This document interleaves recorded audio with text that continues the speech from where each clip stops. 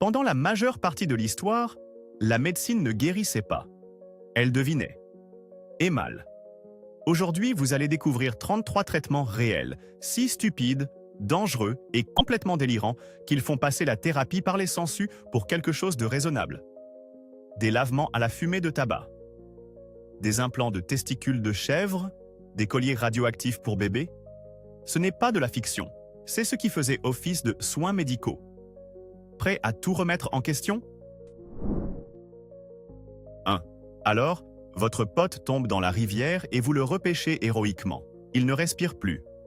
Votre réaction immédiate, médicalement approuvée au XVIIIe siècle, préparez-vous à lui administrer un lavement à la fumée de tabac. J'aurais aimé plaisanter. Les plus grands esprits médicaux de l'époque avaient décidé que le meilleur moyen de ramener quelqu'un à la vie était un bon jet de fumée brûlante dans le côlon. Imaginez être le souffleur désigné. Vous êtes là, accroupi, avec l'air d'un Sherlock Holmes dérangé, en train d'essayer d'allumer une pipe reliée à un tube pointé vers le postérieur de votre ami. Puis le gars se réveille, crachant de l'eau, regardant autour de lui d'un air hébété, et sa première pensée consciente est « Est-ce qu'un train fantôme vient de me violer ?» C'est la seule méthode de réanimation de l'histoire où le patient aurait peut-être préféré rester inconscient encore un petit moment. 2. Bienvenue dans l'Égypte antique, où si vous aviez mal aux dents, votre couverture dentaire se résumait en gros à un tour au cimetière pour animaux. Le remède le plus populaire consistait à prendre une souris entière, à l'écraser en une pâte fine et grumeleuse, puis à appliquer cette mixture dégoûtante directement sur votre gencive douloureuse. On parle ici de pâte de souris, le remède 100% naturel originel qui vous garantissait de ne plus jamais vouloir manger. La logique derrière tout ça avait vraisemblablement été rédigée par un chat. Imaginez le processus. Vous agonisez de douleur et le dentiste hausse les épaules, attrape un rongeur mort et commence à le pilonner avec une pierre. Existait-il un type de souris plus efficace qu'un autre? Devait-elle être fraîche? Les questions sont infinies et terrifiantes. La seule façon dont ce remède pouvait fonctionner, c'est si le traumatisme de l'expérience convainquait votre cerveau que la douleur dentaire n'était finalement pas si terrible. 3. Vous vous réveillez avec la syphilis au XVIe siècle. Mauvaise nouvelle. La bonne nouvelle, c'est que votre médecin, un homme qui pense probablement encore que les sangsues sont un groupe alimentaire, a un tout nouveau remède miracle, le mercure.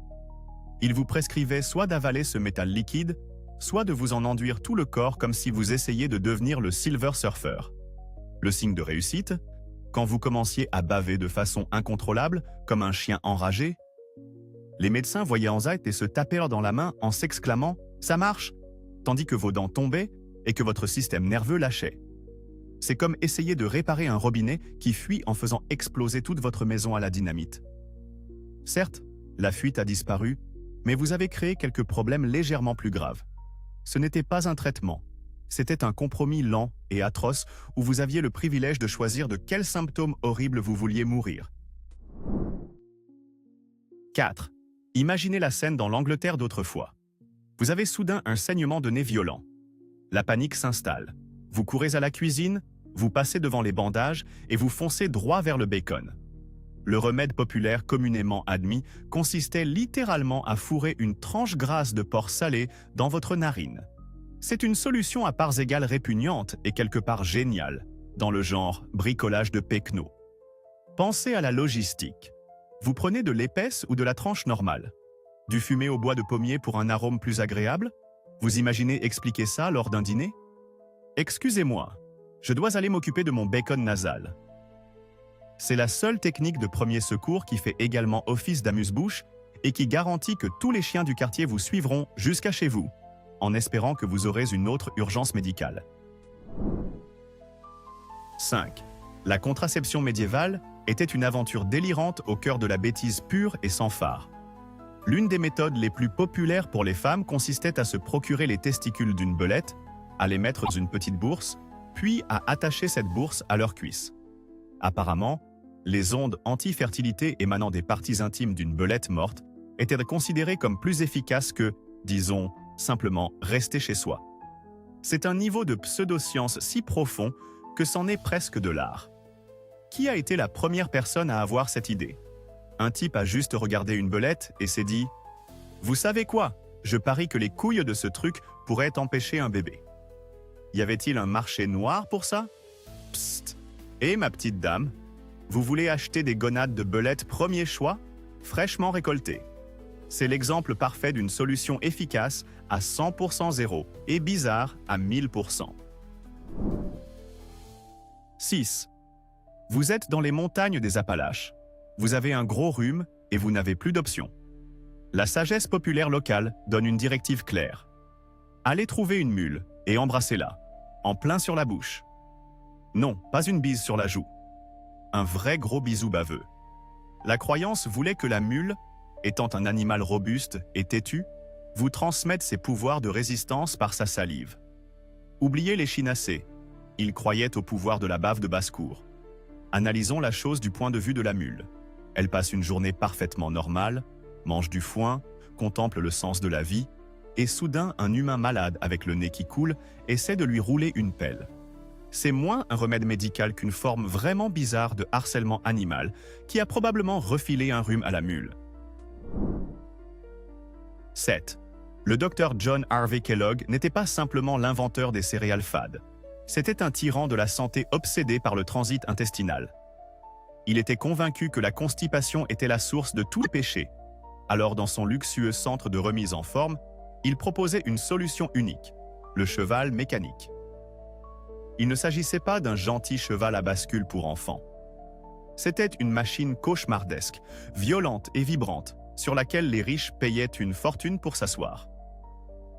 Elle les secouait et les agitait avec une telle intensité qu'elle faisait littéralement remuer leurs organes internes jusqu'à ce qu'ils se mettent en marche.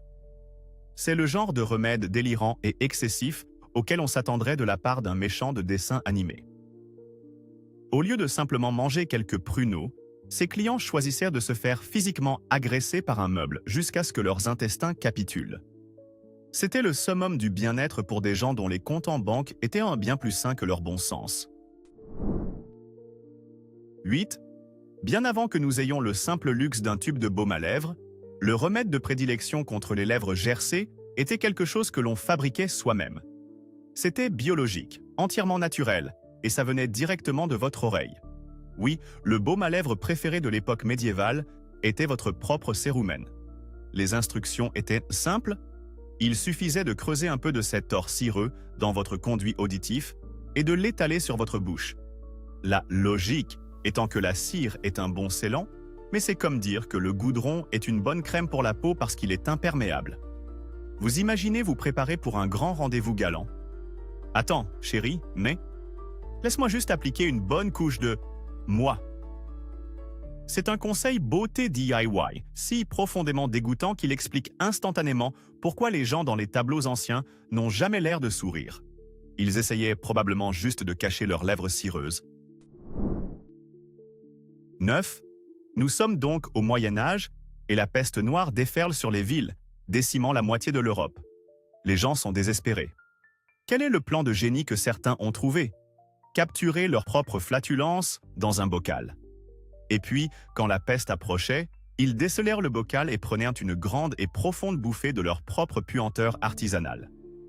La logique, ici, est un chef-d'œuvre de raisonnement bancal. Ils croyaient que la peste se propageait par des miasmes mortels à l'odeur sucrée, autrement dit du mauvais air. Ainsi, en inhalant quelque chose qui sentait infiniment plus mauvais, comme votre propre marque personnelle de Taco Bell vieux d'une semaine, vous pouviez créer une barrière protectrice de pure fétidité que la peste n'oserait jamais franchir. C'est comme essayer de combattre un dragon en lui montrant une photo de votre belle-mère. Ce n'était pas qu'un simple traitement médical. C'était un acte profond d'autodétermination et de guerre biologique contre un ennemi invisible. 10. Imaginez que vous alliez chez le médecin autrefois parce que vous avez du mal à entendre. Le médecin, homme d'une grande sagesse, caresse sa barbe et dit « J'ai exactement ce qu'il vous faut ». Il se rend ensuite dans la cuisine, fait frire des amandes dans de l'huile comme s'il préparait un accompagnement, puis entreprend de verser l'huile chaude aux noix directement dans votre conduit auditif. Ce n'était pas une blague. C'était un traitement tout à fait reconnu contre la surdité. La théorie derrière tout ça était Eh bien, qui diable sait quelle était cette théorie? Peut-être pensait-il que le crépitement des noix allait relancer vos tympans. Ou peut-être que la chaleur était considérée comme thérapeutique. En réalité, tout ce que ça accomplissait, c'était probablement de vous causer une brûlure au premier degré au fin fond de votre crâne et de vous faire sentir comme un baklava ambulant. C'est un parfait exemple de la médecine historique. En cas de doute, versez simplement de la nourriture chaude dans un orifice du corps et espérez que ça fonctionne. 11. Inquiet de voir vos cheveux s'éclaircir sur le dessus? Oubliez le Rogaine. L'astuce médiévale en vogue pour prévenir la calvitie consistait à se rapprocher intimement d'une vache. Concrètement, vous étiez censé recueillir de la salive fraîche de vache et vous en enduire tout le cuir chevelu. Oui, vous étiez censé laisser un animal de ferme vous baver sur la tête dans l'espoir de voir pousser de nouvelles mèches somptueuses. Quelqu'un, quelque part, a dû voir une vache au pelage particulièrement fourni et se dire « Le secret doit être dans sa bave ». Vous imaginez l'engagement que ça demandait? Vous étiez dehors dans un champ chaque matin, essayant de convaincre une vache de baver sur vous, tandis qu'elle vous fixait en retour de ses grands yeux stupides, se demandant probablement ce que vous aviez fait pour mériter un tel sort. C'était une routine capillaire qui vous garantissait de sentir l'étable et que votre calvitie resterait totalement, spectaculairement incurable. 12. Si vous aviez mal à la gorge ou une vilaine toux autrefois, vous ne cherchiez pas une pastille. Vous cherchiez une bouteille de sirop d'escargot. Cette charmante mixture était préparée en prenant, vous l'aurez deviné, un tas d'escargots, souvent avec un peu de sucre, et en les réduisant en un sirop épais et visqueux. Les gens buvaient ensuite ce cocktail de mucus de limace, convaincus que ses propriétés apaisantes et gluantes tapisseraient dans leur gorge et guériraient leur mal. Oubliez les saveurs cerise ou miel citron. C'était la saveur essence de nuisible de jardin. Imaginez la texture. C'est comme essayer d'avaler une cuillerée de regret. Le fait que ce remède ait été courant pendant des siècles prouve que le réflexe nauséeux de l'humanité est bien plus faible qu'on ne le croit. C'est un remède qui vous fait penser qu'un mal de gorge, ce n'est finalement pas si terrible. 13. Avant que nous ayons des analyses de sang sophistiquées et des IRM, comment un médecin diagnostiquait-il votre maladie? En goûtant votre urine. Ce n'était pas un tour de passe-passe bizarre. C'était un outil diagnostique respecté appelé uroscopie. Un médecin, souvent surnommé « prophète du pipi », levait un flacon de votre urine à la lumière, le faisait tournoyer comme un grand cru, en vérifiait la couleur et l'odeur, puis, pour le grand final, en prenait une petite gorgée. Il croyait pouvoir détecter des maladies comme le diabète grâce à son goût sucré. Imaginez votre visite chez le médecin. Eh bien Bob, je perçois des notes d'asperges et un soupçon d'insuffisance rénale, avec une finale étonnamment robuste et sucrée. Ce sera 20 shillings. Ces types étaient les sommeliers originels des déchets humains, gagnant leur vie en faisant quelque chose qui vous ferait expulser d'une piscine publique aujourd'hui. 14. La doctrine des signatures était une théorie médicale aussi simple que stupide. Elle affirmait que Dieu avait aimablement marqué les plantes pour nous montrer à quoi elles servaient. Ainsi, si une plante ressemblait à une partie du corps, c'est ce qu'elle guérissait. Vous avez un problème de rein? Mangez des haricots rouges. Votre cerveau est un peu embrumé? Gavez-vous de noix, parce qu'elle ressemble à un petit cerveau.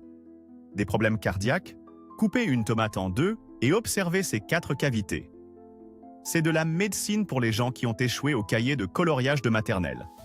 C'est un système qui ignore complètement des choses comme, vous savez, la chimie ou la biologie, et qui repose plutôt sur une partie de Pictionary végétal. C'est un miracle que quiconque ait survécu, étant donné qu'ils n'ont jamais trouvé de plante qui ressemblait à une glande du bon sens. 15.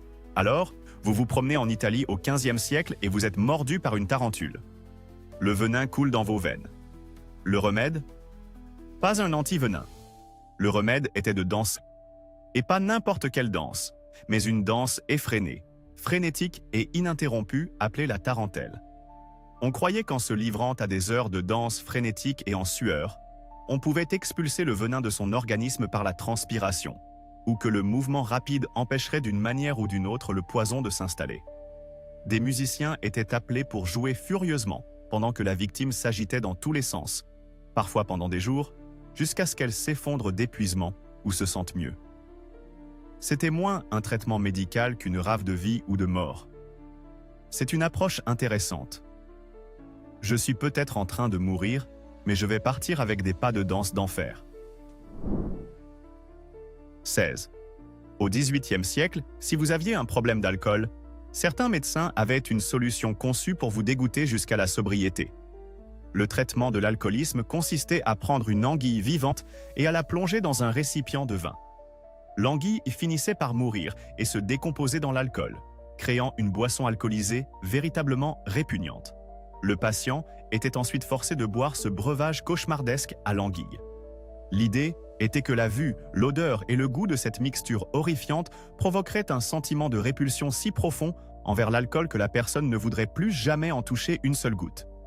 Ce n'est pas exactement un programme en 12 étapes, c'est plutôt un programme en une seule étape qui consiste à traumatiser votre réflexe nauséeux jusqu'à la capitulation. C'est de la thérapie par aversion dans ce qu'elle a de plus visqueux et de plus désespéré. 17. Imaginez la scène. Vous êtes un Égyptien de l'Antiquité qui vient de se faire une vilaine coupure. Vous avez besoin d'une pommade antiseptique, et vite. Vous cherchez des bandages propres? Bien sûr que non. Vous allez trouver le crocodile le plus proche et vous attendez qu'il fasse ses besoins. Parfaitement. La pommade de référence pour les plaies à cette époque était de la bouse fraîche de crocodile. Les gens ramassaient ce trésor verdâtre et grumeleux et l'étalaient directement sur leurs plaies ouvertes, convaincus que c'est quelque chose. Possédèrent de puissantes propriétés curatives. La logique reposait probablement sur le fait que les crocodiles sont des sacrés durs à cuire, donc leurs excréments devaient l'être aussi. En réalité, ils ne faisaient de que bourrer leurs blessures d'excréments de reptiles, une substance notoirement grouillante de bactéries et de parasites. C'était moins un antiseptique qu'une expérience scientifique du genre « voyons combien de nouvelles infections on peut introduire en une seule fois ». C'est un miracle que l'Égypte antique ne se soit pas effondrée sous une épidémie de tétanos transmis par la bouse. 18. Vous aviez une très mauvaise migraine à l'époque préhistorique? La solution était simple, élégante et absolument terrifiante. Le perçage du crâne, aussi connu sous le nom de trépanation. Un chaman ou un médecin primitif prenait un éclat de silex bien aiguisé et perçait littéralement un trou dans votre crâne pour laisser sortir les mauvais esprits. Ce n'était pas une métaphore. Il retirait physiquement un morceau de votre crâne pour soulager la pression, ou les démons, ou quoi que ce soit d'autre qu'il pensait être la cause du mal de tête. Imaginez avoir une migraine si atroce que vous acceptez de laisser un type nommé Grog s'acharner sur votre crâne avec un caillou. Le fait que certaines personnes aient réellement survécu à cette procédure témoigne de la pure résilience du corps humain et des faibles exigences en matière de réussite médicale à l'époque. Bon, il respire encore et le mal de tête a disparu. Par contre, il a un trou dans la tête. J'appelle ça une victoire. 19. Au début du XXe siècle, un docteur du nom de John R. Brinkley est devenu l'un des hommes les plus riches d'Amérique grâce à une seule idée complètement folle. Si vous êtes un homme en manque d'énergie ou de virilité, il pouvait vous guérir en implantant des testicules de bouc dans votre scrotum. Oui, moyennant des honoraires salés, cet électron libre de la médecine vous greffait chirurgicalement un morceau de gonade de bouc sur les vôtres. Il commercialisait cela comme un remède miracle contre tout, de l'infertilité aux flatulences, et des hommes désespérés faisaient la queue par milliers. Il construisit une immense station de radio pour vanter ses services, devenant une superstar de la chirurgie bio-horrifique. Ce n'était pas une procédure cachée pratiquée dans une arrière-cour, c'était de la folie grand public. C'est l'exemple ultime d'un effet placebo alimenté par un désespoir pur et sans mélange, et par le charme irrésistible d'avoir des couilles de bouc. 20. Pendant des siècles, les alchimistes et les ultra-riches étaient obsédés par une seule chose, l'immortalité. Et l'un des moyens les plus populaires et les plus coûteux pour tenter d'y parvenir était de boire de l'or. Ils dissolvaient l'or dans un liquide, créant une boisson appelée or potable, et l'ingurgitaient, convaincus que la nature incorruptible du métal se transmettrait à leur corps. De riches nobles et même des papes étaient de grands adeptes de ce Gatorade doré. Le seul problème, c'est que l'or est Voyez-vous, un métal lourd, bien qu'il soit en grande partie inerte, en consommer, surtout dissous dans des acides forts, n'était qu'une manière très raffinée de s'empoisonner. C'est le summum de la stupidité des riches. Être si fortuné qu'on décide que ses organes internes sont surfaits et qu'on préfère les remplir de métal brillant. Cela ne vous rendait pas immortel, mais cela vous garantissait l'autopsie la plus fabuleuse de l'histoire. 21. Vous êtes parent dans les années 1920 et votre bébé n'arrête pas de pleurer à cause des douleurs de dentition. Que faites-vous? Vous allez au magasin et vous lui achetez un joli collier radioactif bien apaisant. Je ne plaisante pas. Des entreprises vendaient des dispositifs comme le Radiendocrinator qui contenait du véritable radium et conseillaient aux parents de les attacher au cou de leur bébé, voire directement sur leur mâchoire. La théorie était que les doux rayons bienfaisants de la radiation apaiseraient les gencives et calmeraient l'enfant. En gros, ils infligeaient à leurs nourrissons un traitement par irradiation à faible dose pour les faire taire. C'est un choix parental tellement stupéfiant de dangerosité qu'on croirait qu'il a été inventé par un méchant de dessin animé. Rien ne dit « je t'aime, mon enfant », tout à fait comme le fait de l'accessoiriser avec une vraie pierre radioactive. 22. Au XVIe et XVIIe siècle, il existait une pilule de santé très populaire à base d'antimoine, un métalloïde toxique. Mais le plus incroyable, c'est que la pilule était conçue pour être éternelle. On l'avalait, elle provoquait de violents vomissements et purgeait tout de votre organisme, puis on récupérait la pilule dans ses excréments. Après un bon rinçage, elle était prête à être réutilisée, ou, mieux encore, transmise de génération en génération au sein de la famille. Ces pilules perpétuelles étaient de précieux héritages, un bien familial chéri qui avait collectivement voyagé à travers les intestins de plusieurs générations.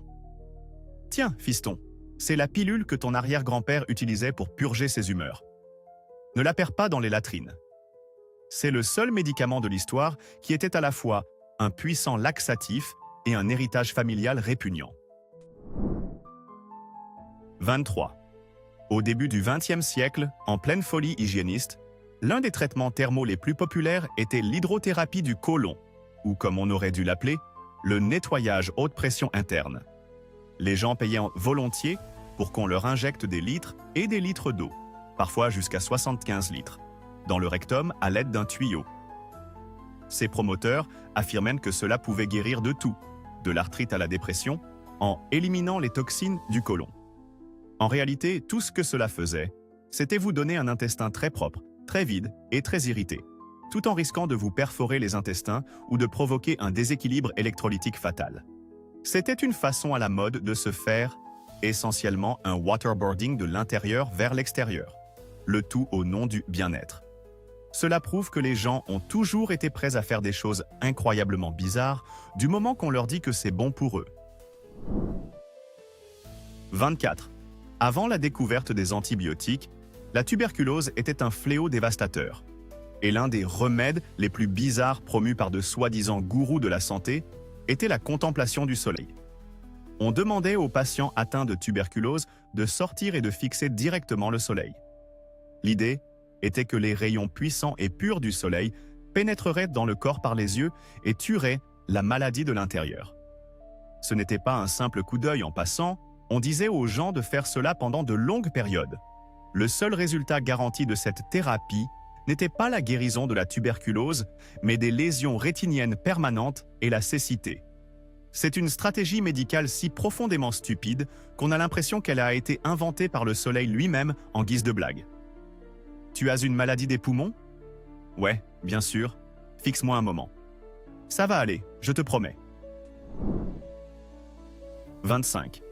Pendant la Renaissance, avoir de grands yeux rêveurs, semblables à ceux d'une biche, était le summum de la mode. Pour obtenir ce look, les femmes avaient du recours à une astuce beauté aussi efficace qu'effrayante. Elles utilisaient des gouttes pour les yeux fabriquées à partir de la plante belladone, également connue sous le nom de morel mortel. Quelques gouttes suffisaient à dilater les pupilles jusqu'à une taille presque comique, créant un regard vide du genre « je suis soit profondément intéressé, soit en train de faire un AVC ». Le nom belladonna signifie littéralement « belle femme » en italien, ce qui montre à quel point cette pratique était populaire, Le seul petit inconvénient était que la belladone est une puissante neurotoxine. Elle provoquait une vision floue, une incapacité à faire la mise au point, et en cas d'utilisation prolongée, pouvait entraîner une cécité permanente. C'est la déclaration de mode ultime. Sacrifier sa capacité à voir pour que les autres puissent mieux vous voir. 26. Dans les années folles, une riche mondaine du nom d'Eben Byers ne jurait que par une nouvelle boisson énergétique appelée Raditor. Il s'agissait essentiellement d'eau additionnée de radium, commercialisée comme un remède pour les morts vivants, qui ajouterait vigueur et énergie à votre vie. Byers adorait tellement ce produit qu'il en buvait plusieurs bouteilles par jour pendant des années, affirmant que cela le faisait se sentir fantastiquement bien. Et c'était effectivement le cas, jusqu'à ce que sa mâchoire se détache littéralement. Les quantités massives de radiation qu'il avait consommées désintégrèrent ses os de l'intérieur. À sa mort, il était si radioactif qu'il dut être enterré dans un cercueil doublé de plomb. Le Raditor est un monument parfait à cette croyance américaine intemporelle selon laquelle si quelque chose est cher et semble scientifique, cela doit forcément être bon pour la santé. Ce produit ne vous faisait pas vous sentir vivant. Il vous rendait tout simplement très mort de la manière la plus spectaculaire qui soit. 27. Si vous étiez un parent stressé au 19e siècle, il existait un remède miracle pour votre bébé grognon, le sirop apaisant de Mrs. Winslow. Il était présenté comme la solution parfaite contre les poussées dentaires, les coliques ou tout bruit lié au bébé en général. Et cela marchait à merveille. Les bébés qui en prenaient dormaient paisiblement pendant des heures. Pourquoi? Parce que le principal ingrédient actif était la morphine. On vendait littéralement un flacon de sirop opiacé destiné aux nourrissons. Une seule cuillère à café contenait suffisamment de morphine pour être dangereuse pour un enfant, entraînant d'innombrables surdoses accidentelles, comas et décès. Le produit était si tristement célèbre qu'il avait hérité du surnom de « tueur de bébés ». C'est un rappel glaçant d'une époque où la solution face à un bébé agaçant consistait simplement à le droguer jusqu'à un silence léthargique, prouvant que la paix et la tranquillité se payaient parfois au prix ultime. 21. À l'époque victorienne, avoir une peau pâle, presque translucide, était le summum de l'élégance. C'était le signe que vous étiez une dame oisive, et non quelqu'un qui peinait au soleil. Pour obtenir cet aspect spectral tant convoité, les femmes se tournaient vers un simple produit de beauté, l'arsenic. Elles mangèrent de petites gaufrettes à l'arsenic ou mélangeaient le poison dans des crèmes pour le visage. Cela fonctionnait en détruisant les globules rouges, ce qui donnait à la peau un teint délicat et pâle. Bien entendu, cela vous procurait aussi une foule d'autres effets secondaires moins élégants, comme la perte de cheveux, les vomissements, les convulsions et une mort lente et douloureuse par empoisonnement. C'était une routine de beauté qui vous tuait littéralement de l'intérieur. La mode tue, mais rarement de manière aussi directe. C'est cher payé pour avoir l'air d'être sur le point de mourir, quelques instants avant de mourir pour de bon. 29. La goutte est une affection notoirement douloureuse qui a frappé rois et roturiers à parts égales. Et pendant un temps, au Moyen-Âge, l'un des remèdes les plus étranges impliquait le pape en personne. Les malades croyaient que s'ils pouvaient mettre la main sur une paire de vieilles chaussures du pape, ils pouvaient guérir leurs gouttes en frottant les chaussures sur leurs pieds enflés et douloureux. La logique voulait que le pape, en tant que représentant de Dieu sur terre, ait des pieds si saints que la sainteté résiduelle dans ses chaussures puisse accomplir des miracles. Cela donna naissance à un marché noir de chaussures papales. C'est une fusion parfaite de ferveur religieuse et de désespoir médical. On ne peut s'empêcher de se demander s'il fallait que ce soit un pape en particulier, ou si n'importe quelle vieille chaussures en cuir malodorante d'un saint homme faisait l'affaire. 30. Voici un conseil de médecine antique aussi bizarre que totalement gratuit. Selon certains textes anciens, un remède puissant contre diverses affections cutanées était votre propre salive. Mais pas n'importe quelle salive. On croyait qu'elle était plus puissante lorsque vous aviez faim. La prescription était donc de se réveiller le matin, avant de manger, et de cracher une bonne quantité de cette salive de jeûne pour la frotter sur vos plaies, éruptions ou imperfections. La raison pour laquelle la salive à jeun était supposée plus forte s'est perdue dans l'histoire, mais elle reposait probablement sur une croyance selon laquelle les énergies vitales du corps étaient plus concentrées lorsque l'estomac était vide. C'est une routine de soins de la peau à faire soi-même qui ne nécessite aucun produit, juste un estomac vide et une absence totale et absolue de pudeur. 31. Revenons à la Renaissance et à leur obsession pour la plante belladone. Si empoisonner vos yeux avec des gouttes n'était pas assez dramatique pour vous, il existait une autre méthode, plus extrême, pour obtenir ces pupilles dilatées tant convoitées. Vous pouviez toucher directement une baie de la belladone mortelle avec votre langue. La petite quantité de toxines absorbée suffisait à dilater vos pupilles, vous donnant ce même regard vide et envoûtant.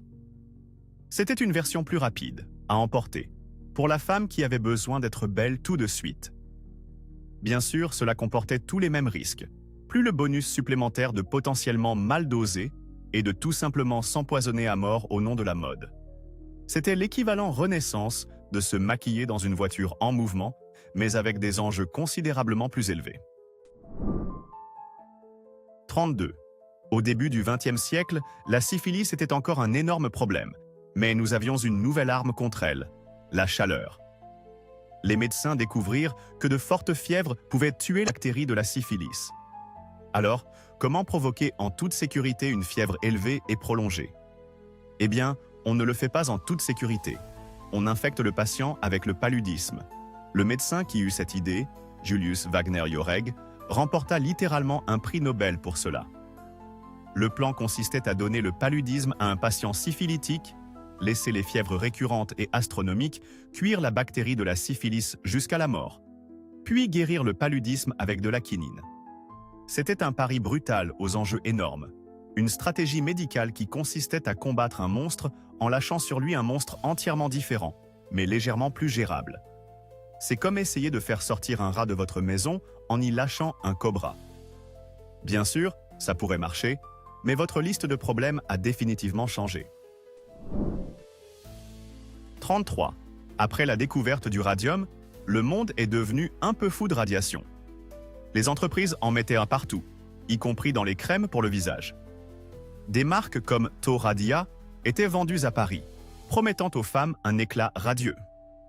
Ces crèmes contenaient du véritable thorium et du radium, des éléments radioactifs censés stimuler les cellules de la peau et créer un teint jeune et éclatant.